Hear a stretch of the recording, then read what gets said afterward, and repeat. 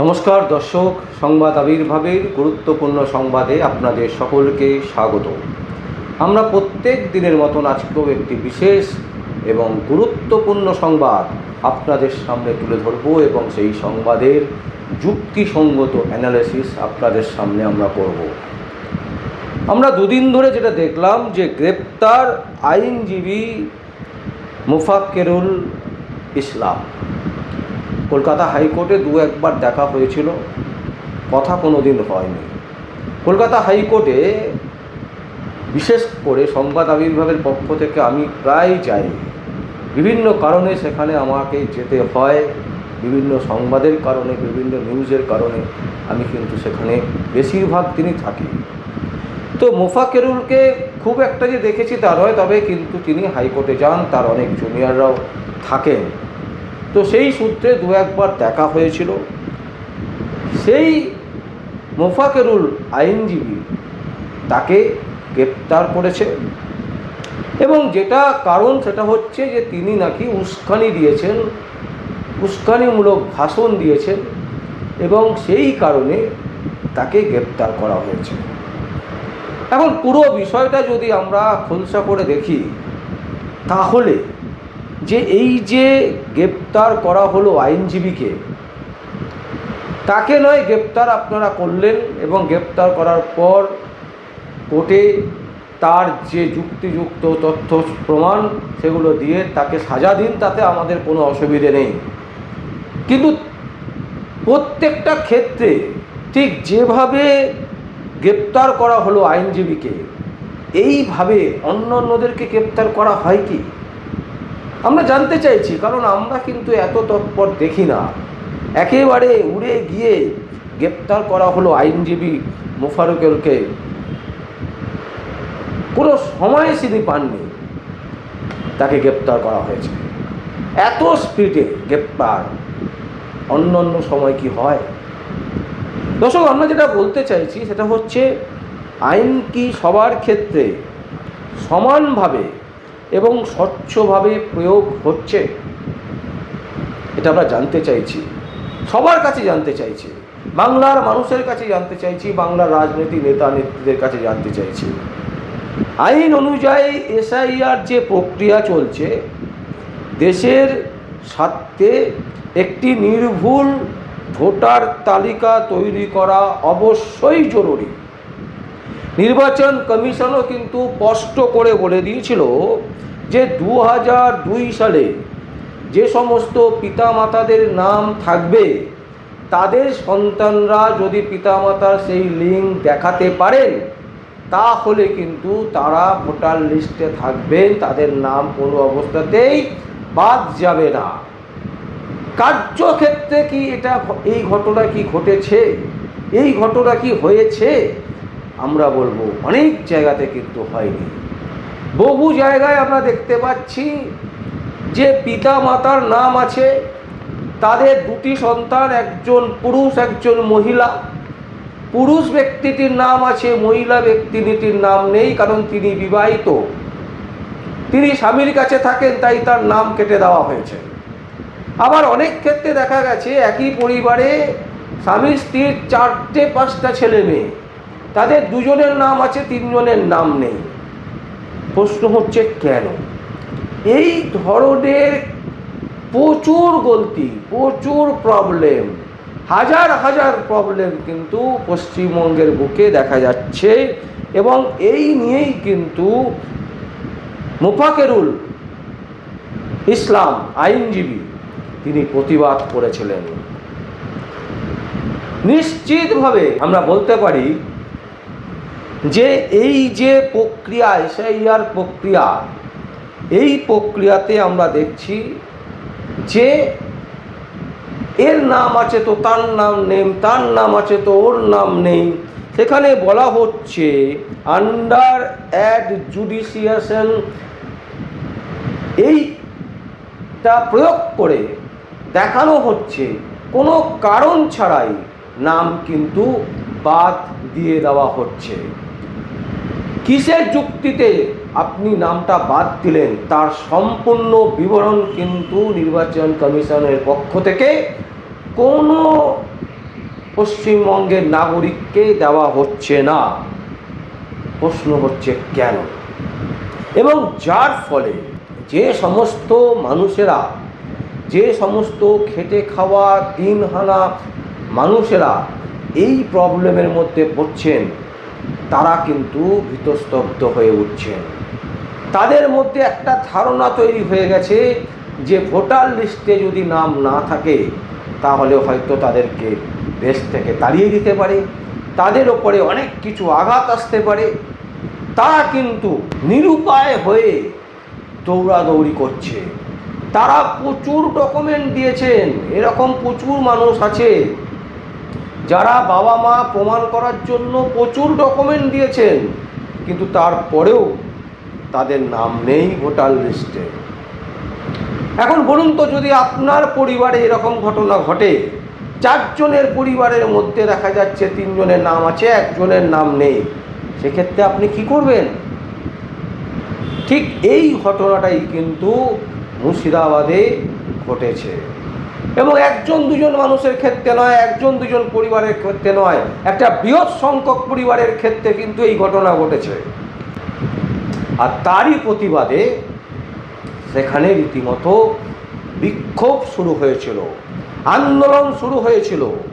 এসআইআরকে কেন্দ্র করে পশ্চিমবঙ্গে যে বিশৃঙ্খলা সৃষ্টি করেছে, এই বিশৃঙ্খলার নায়ক কিন্তু অ্যাকচুয়ালি হচ্ছেন নির্বাচন কমিশন। কারণ তার যে পদ্ধতি, তিনি যে সমস্ত পদ্ধতি অ্যাপ্লিকেশনকে সাবমিট করে নির্বাচনের এই যে প্রক্রিয়া, এই প্রক্রিয়াকে ঘোষণা করে দিলেন, এতে কিন্তু বহু মানুষের মধ্যে ভীতস্তব্ধ ব্যাপার চলে এসছে, ভয়। তারা আটকে উঠেছে যে তারা যদি ভোট না দিতে পারে তাহলে কি হবে, তারা যদি ভোট না দিতে পারে তাহলে কি হবে, তাদেরকে কি বের করে দেওয়া হবে, তারা কি ভারতবর্ষে আর থাকতে পারবে না, তারা কি পশ্চিমবঙ্গে থাকতে পারবে না।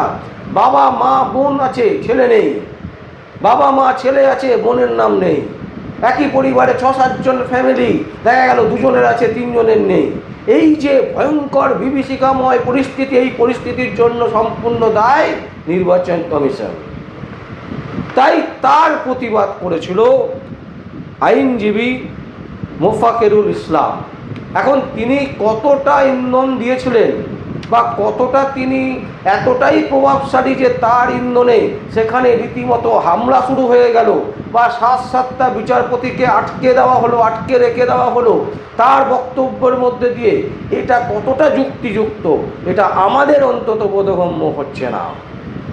এবং সবথেকে আশ্চর্য যেটা লাগছে যে এই আইনজীবী মোফাকেরুল ইসলামের ছবি দেখানো হচ্ছে বিভিন্ন সোশ্যাল মিডিয়াতে। মমতা ব্যানার্জি দাঁড়িয়ে আছেন, তার পাশে দাঁড়িয়ে আছেন ইনি, মমতা ব্যানার্জি দাঁড়িয়ে আছেন বা তৃণমূলের কোনো বিধায়ক দাঁড়িয়ে আছে, তার পাশে ছবি দিয়ে দেখানো হচ্ছে যে দেখুন এই হচ্ছে তৃণমূল কংগ্রেসের একজন ক্যান্ডিডেট।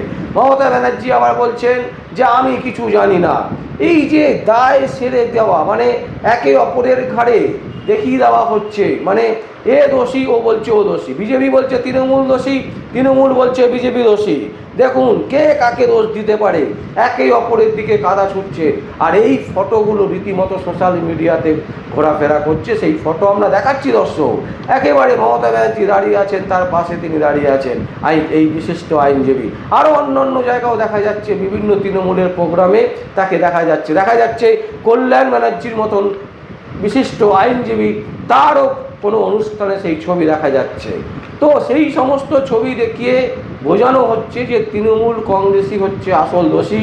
এই যে ভদ্রলোক, এই ভদ্রলোক হচ্ছে রায়েট সরাবার চেষ্টা করেছে, এই ভদ্রলোক মুর্শিদাবাদে আগুন জ্বালাবার চেষ্টা করেছে, একে গ্রেপ্তার করো। রীতিমতো গ্রেপ্তার করা হয়েছে, তাকে গ্রেপ্তার করে ইতিমধ্যে নিয়ে আসা হয়েছে। তো এখনো পর্যন্ত এই সংক্রান্ত বিষয়ে সেভাবে কোনো প্রতিবেদন আমরা দেখতে পাচ্ছি না।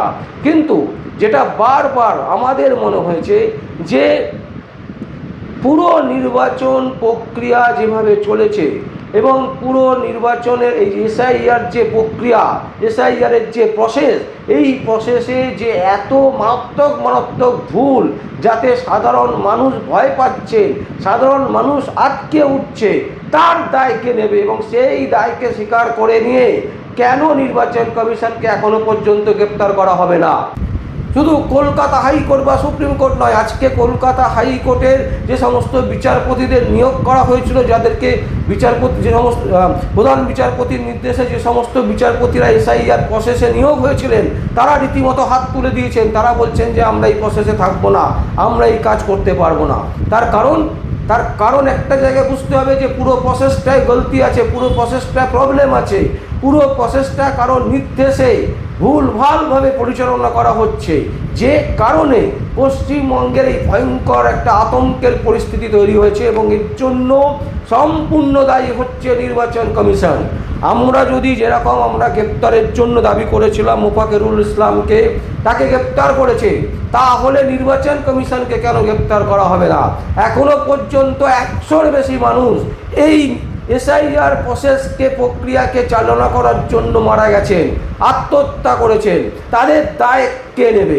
তাদের দায় কেন নির্বাচন কমিশন নেবে না? এক আশ্চর্যতম জায়গায় আমরা বাস করছি। পশ্চিমবঙ্গের মতন জায়গা, ভারতবর্ষের একটি অঙ্গরাজ্য, যেখানে বলা হচ্ছে যে আইন সবার জন্য সমান।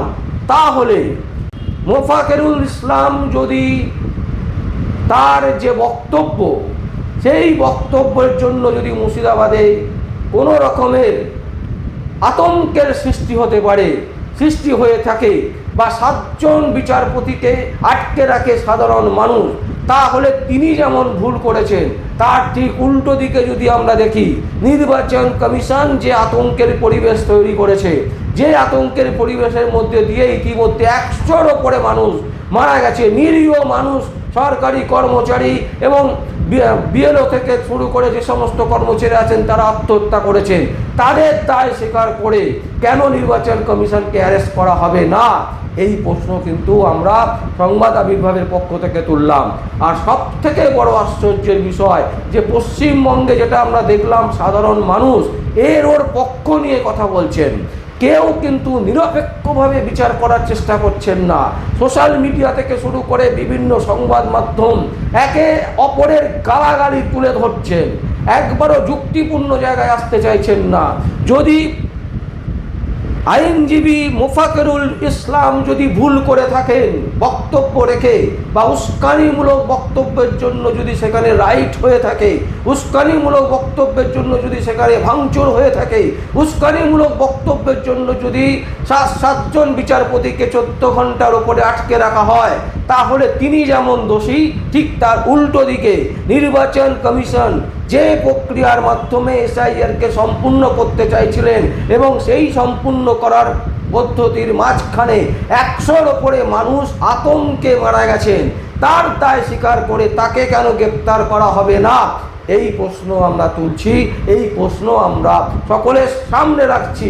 কারণ অপরাধ কিন্তু নির্বাচন কমিশন করেছে। প্রথম অপরাধ করেছে নির্বাচন কমিশন বাংলার সাধারণ মানুষের যে সঠিকভাবে ভোটার তালিকা তৈরি করা, সেই পদ্ধতিতে প্রথম থেকেই ভয় আতঙ্ক তৈরি করেছে হচ্ছে নির্বাচন কমিশন।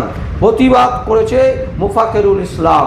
একজন আইনজীবী হয়ে তিনি যেটা করতে পেরেছেন, একজন রাজনৈতিক নেতা নেত্রীরা তারা কিন্তু সেটা করতে পারেননি। এবং সেই কারণে আজকের দিনে দাঁড়িয়ে মোফাকেরুল ইসলামের বিরুদ্ধে আওয়াজ উঠছে না নির্বাচন কমিশনের বিরুদ্ধে, আওয়াজ উঠছে না মুখ্যমন্ত্রী মমতা ব্যানার্জির বিরুদ্ধে, আওয়াজ উঠছে না বিজেপি নেতা নেত্রীদের বিরুদ্ধে, যারা সেন্ট্রালে আছে, যাদের নির্দেশে নির্বাচন কমিশন একেবারে হু তাদের কথা শুনে এই এসআইআর পদ্ধতিকে এগিয়ে নিয়ে যাচ্ছে। এখনো পর্যন্ত এসআইআর পুরো প্রসেস কমপ্লিট হয়নি, অথচ তিনি নির্বাচন ঘোষণা করে দিয়েছেন। এটা একটা বিরাট বড় আইন বিরোধী কাজ, কিন্তু তারপরেও কিন্তু তিনি করেছেন, তারপরেও তিনি করছেন। এবং এই প্রসেসের মাঝখানে 100-র ওপরে যে মানুষ মারা গেল, তার দায়কে স্বীকার করে কেন তাকে অ্যারেস্ট করা হবে না? এই প্রশ্ন আমরা তুলছি সংবাদ আবির্ভাবের পক্ষ থেকে। দর্শক, আমরা আপনাদের সামনে এই সংবাদ তুলে ধরলাম। যদি আপনাদের কোনো বক্তব্য থাকে, কোনো কমেন্টস থাকে, অবশ্যই আপনারা কমেন্ট বক্সে কমেন্ট করবেন। আর দেখতে থাকুন পরবর্তী সংবাদ আবির্ভাবে। আমার নাম বিশ্বজিৎ পাল, সংবাদ আবির্ভাবের জন্য।